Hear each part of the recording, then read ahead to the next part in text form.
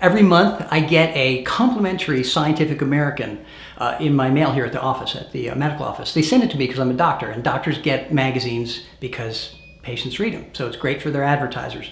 I'm not a big fan of Scientific American. I think there's a lot of stuff in there that's not valuable to me. But this past month, there was this great article on meditation. And 2 PhD scientists recruited a Buddhist monk who has pretty much spent his whole life meditating. He's like the uber meditator. And in his case, like kind of the guru level guy. And there was a huge fight at the editorial level. We don't want some religious guy in this. We don't want a religious opinion. And the scientists, the 2 guys who are the neurological scientists, the brain study guys, they said, look, nobody has more experience. There's nobody who we can study who's got better understanding of this. So anyway, they hooked him up with hundreds of probes all over his head using an EEG, electroencephalogram, to study what happens during meditation. And they studied all different forms of meditation. One, the name escapes me, it's just basically emptying your head, where you have a chant that you do and you just empty your head of all thought. It created some benefits, but it wasn't massive.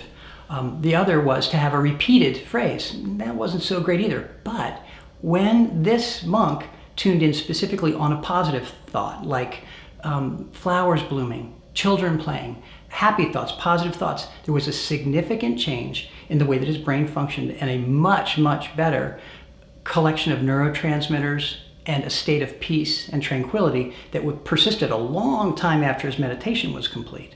So there is a form of meditation, which I think is really good, where you sit still and you quietly think about positive things, things that make you happy.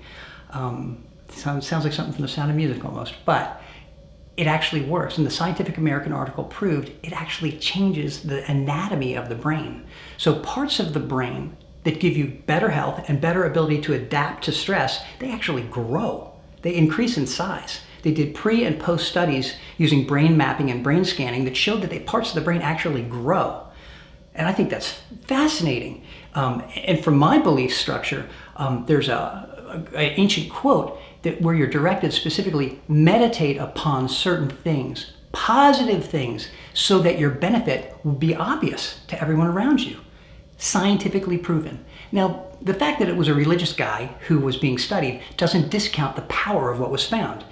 Thinking about positive things in a relaxed environment creates positive anatomical change in your brain. Makes your brain better. It's very valuable. How do you do it? Take a deep breath in very slowly through your nose. 5 seconds, and hold it for 5 seconds. And then breathe out slowly through your mouth for 5 seconds. And say, I love my wife, I love my kids, I love the sunshine, I love being alive. Positive things. And as you say that, your brain will consistently improve over time. And it is clearly proven in the science, even Scientific American.